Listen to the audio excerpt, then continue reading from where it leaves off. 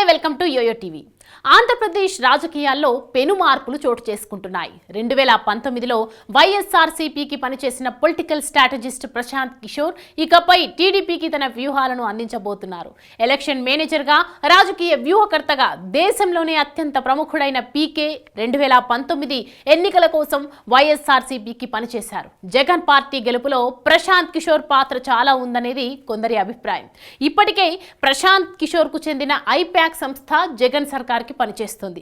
పీకే నేరుగా జగన్ కి, వైసీపీకి పనిచేయడం లేదు. కొద్ది రోజులుగా జగన్ కి ఆయన దూరంగా ఉంటూ వచ్చారు. 1-2 సార్లు బహిరంగ వేదికలపై జగన్ కి వ్యతిరేకంగా కూడా పీకే మాట్లాడారు. ప్రస్తుతం పీకే ఒకప్పటి టీమ్మేట్ రాబిన్ సింగ్ తెలుగుదేశానికి వ్యూహకర్తగా పనిచేస్తున్నారు.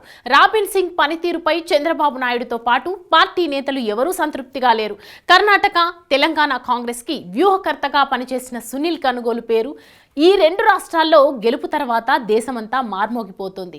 రాబిన్ ప్లేస్లో సునీల్ కనుగోలును తీసుకోవాలని టీడీపీ భావించింది. కానీ సునీల్ నిరాకరించడంతో కొద్ది రోజుల క్రితం ప్రశాంత్ కిషోర్తో చర్చలు ప్రారంభించింది టీడీపీ. ఎట్టకేలకు ప్రశాంత్ కిషోర్ తెలుగుదేశానికి తెర వెనుక నుంచి పనిచేయడానికి అంగీకరించారు. 2024 అసెంబ్లీ ఎన్నికలకు ఇంకా 3 నెలలు మాత్రమే ఉండడంతో ఏ అవకాశాన్ని కూడా వదులుకోకూడదని చంద్రబాబు ఈ నిర్ణయానికి వచ్చారు. అందులో భాగంగానే ప్రశాంత్ కిషోర్ను టీడీపీకి పనిచేయడానికి ఒప్పించారు. పీకేను లోకేష్ స్వయంగా వెంటబెట్టుకుని రావడం చూస్తే టీడీపీలో ప్రశాంత్ కిషోర్ ఎంత కీ రోల్ ప్లే చేయబోతున్నాడో అర్థమవుతుంది. గతంలో గుజరాత్ ఎన్నికల్లో బీజేపీకి పనిచేసిన పీకే ఆ తర్వాత ఆ పార్టీని వ్యతిరేకించి వైఎస్ఆర్సీపీ, తృణమూల్, కాంగ్రెస్తో పాటు మరికొన్ని ప్రాంతీయ పార్టీలకు సేవలందించారు. జాతీయ స్థాయిలో కాంగ్రెస్లో చేరడానికి ప్రయత్నించారు పీకే. అయితే ఆయన ఏకంగా జాతీయ కాంగ్రెస్ ఉపాధ్యక్ష పదవి లేదా జనరల్ సెక్రటరీ ఇవ్వాలని డిమాండ్ చేయడంతో రాహుల్ గాంధీ తిరస్కరించారు. ఆ తర్వాత పీకే బీహార్ పాలిటిక్స్ లో పాగా వేశారు. జనతాదళ్లో చేరి నితీష్ కుమార్ తో కలిసి పనిచేశారు. నితీష్ తో కూడా విభేదించి చివరికి సొంత పార్టీ పెట్టుకున్నారు. ఇప్పుడు 6000 కిలోమీటర్ల పాదయాత్ర లక్ష్యంగా పెట్టుకొని తిరుగుతున్నారు ప్రశాంత్ కిషోర్. ఎప్పటికైనా బీహార్ ముఖ్యమంత్రి కావాలన్నది ఆయన లక్ష్యం. బ్రాహ్మణ కులానికి చెందిన పీకే తన రాజకీయ ఎత్తుగడల ద్వారా ముఖ్యమంత్రి అవకాశం దొరికితే ప్రధాని అవ్వాలని టార్గెట్తో ఉంటారు. భారతీయులు, ముఖ్యంగా సౌత్ ఇండియన్స్ మనోభావాలను, భావోద్వేగాలను బాగా స్టడీ చేసిన ప్రశాంత్ కిషోర్ గెలవడానికి ఏ అడ్డదారులైనా తొక్కడానికి వెనుకాడరు.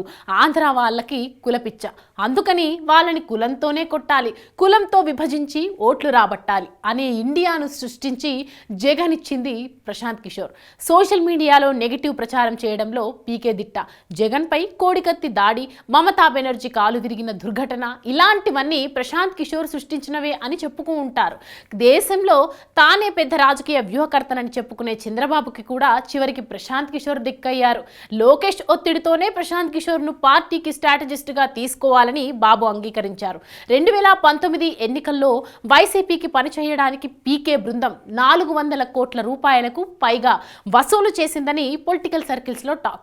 ఇప్పుడు టీడీపీ నుంచి పీకే ఎంత వసూలు చేస్తారో చూడాలి.